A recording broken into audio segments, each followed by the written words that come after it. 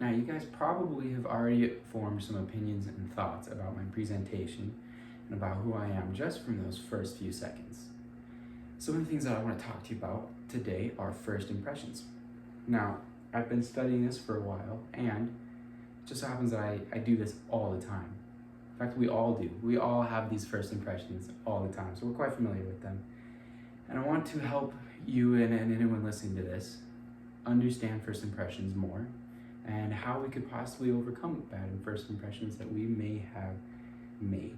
Now, the question that I had in mind specifically while researching this topic was, why do first impressions have such a big impact, and how can you overcome a first impression? So to address this question, as I studied, I looked into and found three main things. The first is that it is natural to form these lasting impressions of other people, and that the second, out of ordinary things or big things stand out to us more than the little things that leave stronger first impressions, and these first impressions can be changed. So the first is that it is natural. According to Frank Schab, this is someone with a doctorate in psychology, it only takes the duration of an eye blink to size up another person. Now, that's not very long, and in a TED Ed video by Peter Sidlecki, he's the one that wrote the information for it, is that forming lasting impressions about others based on their behaviors takes little effort. That just backs up my first point, that is natural, that it just happens. And, there's nothing inherently bad about first impressions. First impressions happen, so we need to be prepared for them. Now, although it's natural, some things leave these first impressions more than others. Some things have a stronger pull on these first impressions. And that leads into my second point, that the out of ordinary things are going to leave stronger first impressions. Laura Vanderkam posted something on the Fast Company website. She posted about a study about a person in a office job. They kind of followed this person around and had this person perform some positive and some negative actions. And later, after a few months, they interviewed the people around this person.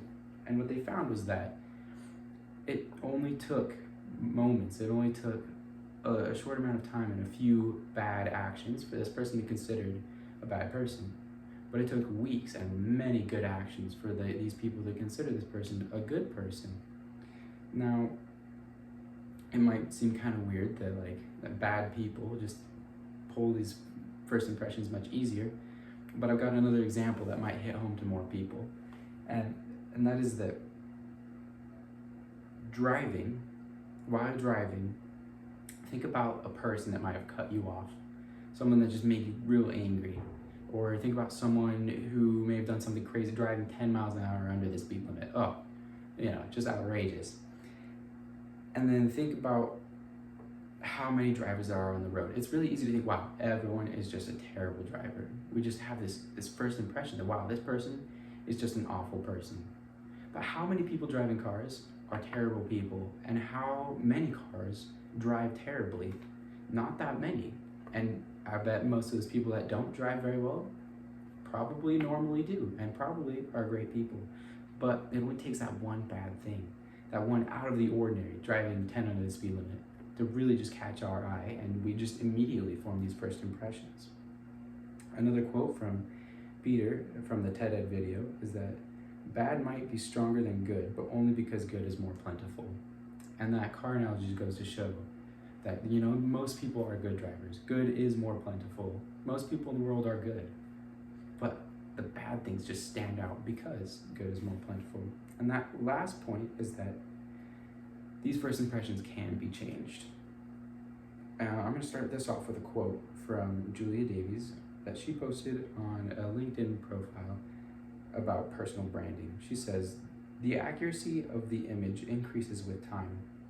With every event or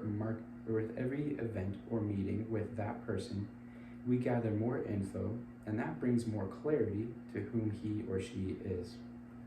Now, another quote from Vanderkam is, it is difficult to change a bad first impression, but not impossible. You need to act in a consistent way to all people that contradicts the bad first impression, whatever it may have been. So, it might be hard, but it's definitely possible to overcome these bad first impressions. We just have to be consistent. Now, in conclusion, just remind you that these are natural. First impressions happen. We're going to form first impressions of other people. They'll form first impressions of us. The things that really stand out are the bad or just the different or weird, and they can be changed. And some things that could be looked into a little bit more are how we change our first impressions of other people. I didn't see a whole lot of that as I was researching this. Mostly just how we can change other people's first impressions of us. So something that we could try to do more study on is how we can change our first impressions of other people, how we can be more lenient.